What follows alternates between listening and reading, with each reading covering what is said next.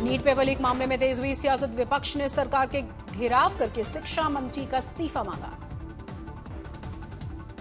NEET मामले में राहुल गांधी ने धर्मेंद्र प्रधान के इस्तीफे की मांग की। राहुल गांधी का दावा, 80 बार पेपर लीक हुआ, 2 करोड़ युवाओं के भविष्य के साथ खिलवाड़।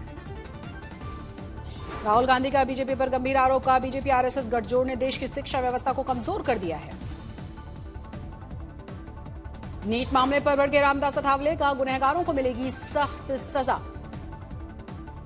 नीट पेपर लीक के मामले में सीबीआई की कार्रवाई तेज हुई। कथित मास्टरमाइंड 10 दिन की रिमांड पर। नीट केस पर बोले शिक्षा मंत्री धर्मेंद्र प्रधान, कहा नीट गड़बड़ी पर सरकार की नीति है zero tolerance. NEET paper leak मामले पर मिजोरम के राज्यपाल वीके सिंह बोले, नीट पेपर हो सकता है लीक, लेकिन सेना में ऐसा नहीं होता क्योंकि सेना की व्यवस्था निष्पक्ष है।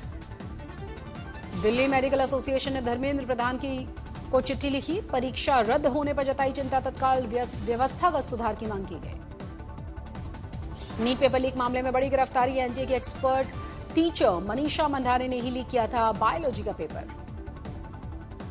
एनटीए में बड़े प्रशासनिक बदलाव। अनुजा बापट और रुचिता विज जॉइंट सेक्रेटरी नियुक्त किए गए।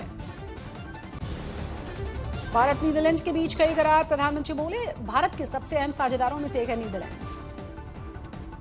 नीदरलैंड्स के राजा रानी से भी मुलाकात की प्रधानमंत्री ने। भारत नीदरलैंड्स संबंधों पर चर्चा की गई। नीदरलैंड्स के दौरे पर प्रधानमंत्री मोदी ने भारतीय समुदाय को संबोधित किया। कहा, भारत की संस्कृति आज भी लोगों के दिलों में जिंदा है। नीदरलैंड्स ने 11वीं सदी के भारत की ये बेशकीमती चीज प्रधानमंत्री को लौटाई। तांबे की प्लेट्स चोल राजराजा प्रथम और उनके बेटे राजेंद्र चोल के जमाने के। सिंधु जल संधि पर भारत का सख्त रुख बरकरार। मध्यस्थता कोर्ट ने फैसले को एमईए ने फिर से नकारा। कहा, सिंधु जल संधि भारत की ओर से स्थगित रहेगी। पश्चिम बंगाल के सीएम शुभेंदु अधिकारी का बयान, भ्रष्टाचार के सभी केसों की होगी जांच। अभिषेक बनर्जी की संपत्ति की मांगी सूची।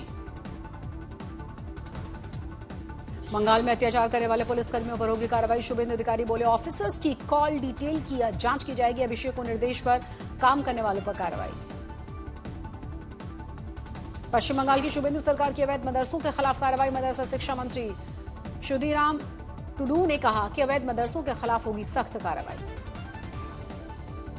फलता उपचुनाव से पहले टीएमसी उम्मीदवार पर सीएम शुभेंदु अधिकारी का बड़ा हमला। कहा, यह सिर्फ विधायक चुनने का चुनाव नहीं है, बल्कि संविधान बहाली की लड़ाई है।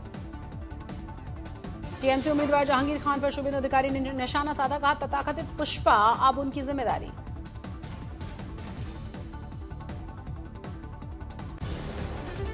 जनसंख्या बढ़ाने के लिए आंध्र प्रदेश के मुख्यमंत्री चंद्रबाबू नायडू का बड़ा ऐलान। कहा, जो राज्य में तीसरा बच्चा पैदा करेगा उसे सरकार 30,000 रुपए देगी और अगर चौथा बच्चा हुआ तो 40,000 रुपए मिलेंगे।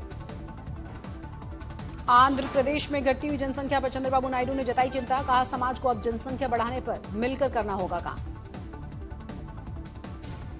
तमिलनाडु में मंत्री के विभागों का बंटवारा। मुख्यमंत्री जोसेफ विजय ने गृह विभाग, महिला बाल कल्याण विभाग, पुलिस समेत कई विभाग अपने पास रखे।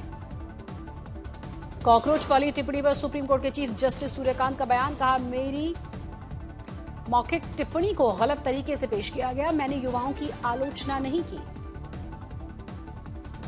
पौड़ी से सतपुली जा रहे गढ़वाल सांसद अनिल बलूनी ने जंगलों में लगी भीषण आग को देखकर तुरंत रोका अपना काफिला। सांसद बलूनी ने मौके से ही अधिकारियों को फोन करके तुरंत आग बुझाने के कड़े निर्देश दिए।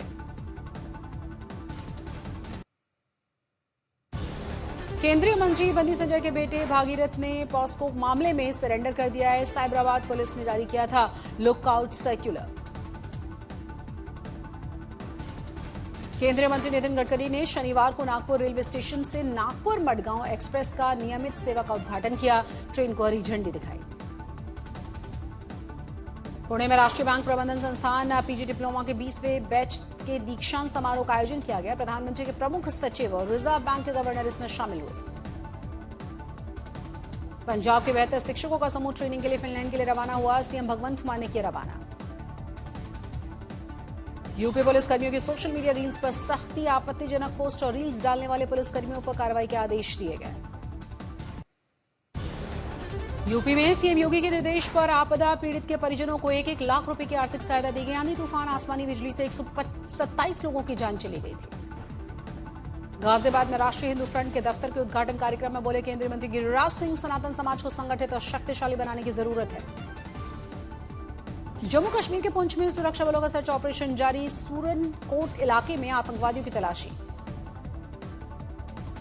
सीबीएसई ने 9वीं कक्षा में 3 भाषाओं का अनिवार्य कर दिया। 3 भाषाओं में से कम 2 भारतीय भाषाएं जरूरी हैं। 1 जुलाई से नियम लागू हो जाएगा।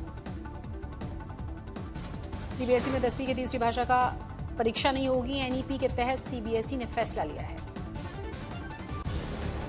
ऊर्जा बचत और आत्मनिर्भर भारत के लिए बीजेपी का देश भर में विशेष अभियान। बीजेपी दफ्तर में 50% तक ईंधन कटौती का लक्ष्य, वर्चुअल बैठकें करने की अपील।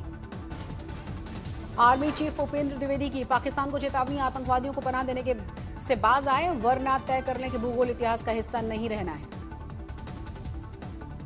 जम्मू कश्मीर के डोडा में सेना के लोगों को जागरूक करने के लिए लेक्चर का आयोजन किया गया था। कार्यक्रम में लोगों को ऑपरेशन सिंदूर के बारे में जानकारी दी गई। गौशाला मामले में मध्य प्रदेश हाईकोर्ट के फैसले को सुप्रीम कोर्ट में चुनौती देगी मस्जिद कमेटी। ऑल इंडिया पर्सनल मुस्लिम लॉ बोर्ड ने दावा किया है।